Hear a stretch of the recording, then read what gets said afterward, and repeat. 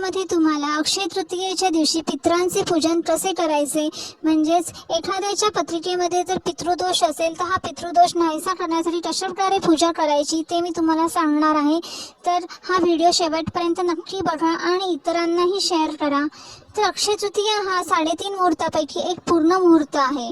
अक्षय तृतीया वैशाख महिन्याच्या शुक्ल पक्षाच्या तृतीयेला साजरी केली जाते। याला आखाती तीज असेही म्हणतात। हा दिवस नवीन उपक्रम सुरू करण्यासाठी तसेच मालमत्ता घर खरेदी करण्यासाठी अतिशय शुभ मानला जातो। या दिवशी दान करायला खूप महत्त्व आहे। या दिवशी केलेले दान आणि हवन अक्षय मानले जाते, म्हणून याला अक्षय तृतीया असे म्हणतात। अक्षय म्हणजे काय, ते कधीही संपत नाही, म्हणूनच असे म्हटले जाते की अक्षय तृतीयेच्या दिवशी जे काही शुभ कार्य करणार त्याचा कधीही क्षय होत नाही। या दिवशी केलेले कार्य मनुष्याच्या जीवनात कधीही न संपणारे शुभ फळ देते। या दिवशी दान काय काय करायचं तर साखर, फळ, धान्य, तूप, कपडे, भाज्या इत्यादींचे दान अवश्य करावे। जसे तुम्हाला जमेल तसे अवश्य दान करा। अक्षय तृतीयेच्या दिवशी घागर भरून पूजा केली जाते। या दिवशी पितरांचे स्मरण करून त्यांच्या फोटोचे पूजन करतात। तर एखाद्याच्या पत्रिकेमध्ये पितृदोष असेल तर पितृदोषातून मुक्तता मिळण्यासाठी आज जी मी पूजा सांगणार आहे ती पूजा करायची आहे। या दिवशी घागर भरून पूजा नक्की करा। असे केल्याने पितृदोषातून मुक्तता मिळते। तर आपल्याला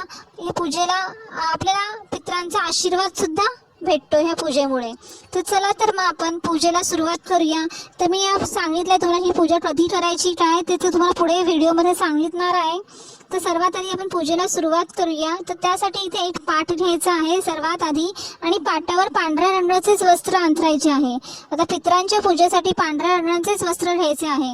नंतर एक डिश किंवा पत्रावळी घ्यायची आहे आणि या पत्रावळीत गहू घ्यायचे आहे। आता हे गहू भरपूर घ्यायचे आहे कारण आपल्याला हे सर्व गहू दान करायचे आहे।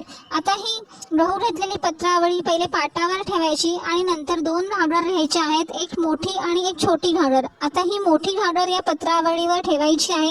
यात पाणी अगदी गळा भरून घ्यायचं आहे आणि आता सर्वात पहिले दिवा प्रज्वलित करून घ्यायचा। तर पाटावर थोडे तांदूळ घ्यायचे, त्यावर हळद कुंकू वाहायचे आहे आणि दिवा प्रज्वलित करून घ्यायचा आहे। आता दिवा प्रज्वलित करून घेतल्यावर दिव्याला सुद्धा हळद कुंकू अक्षता वाहून घ्यायचे आहे, फूल वाहून घ्यायचं आहे। तर सर्वात पहिले आपण इथे दिवा प्रज्वलित करून घेतला। नंतर आता ह्या मोठ्या घागरीला केळी असे म्हणतात आणि छोट्या घागरीला करा असे म्हणतात। तर आता ह्या मोठ्या घागरीला रक्षासूत म्हणजेच लाल धागा बांधून घ्यायचा आहे। आता हा धागा 1, 3 किंवा 5 वेळा बांधून घ्यायचा आहे, हे लक्षात ठेवा। आता इथे मी 3 वेळा बांधून घेतला आहे हा रक्षासूत धागा।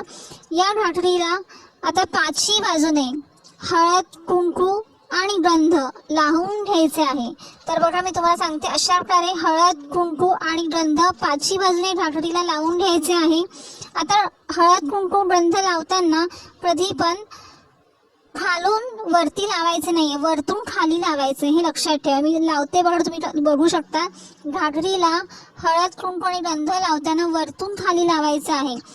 तर पितरांचे पूजन करताना आपण गंध आणि हळद कुंकू हे वरतून खाली लावतो, तर आपण देवांची पूजा करताना कलशाला हळद कुंकू खालून वर लावतो।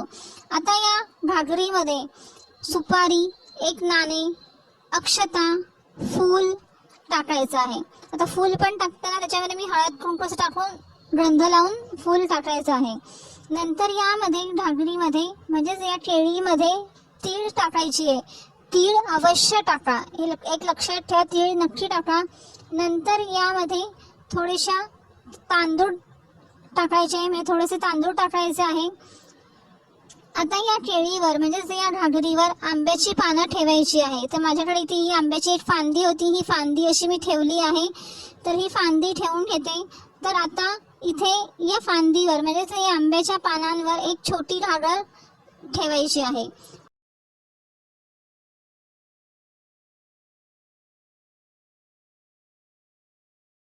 घेतलेली आहे आणि ती ठेवली आहे। या छोट्या घागरीला करा असे म्हणतात। ह्या छोट्या घागरीमध्ये सुद्धा पाणी भरून घ्यायचं आहे आणि ह्या मोठ्या घागरीवर ठेवायचे आहे।